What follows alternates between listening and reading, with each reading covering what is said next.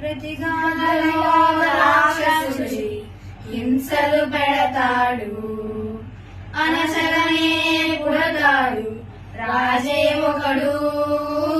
శత్రువునే కడదేసే పనిలో మన రాజు, హింసలనే మరిగాడు మంచిని మరిచే. ఆనీచుడు ఎంత చూశాడు పంతంతో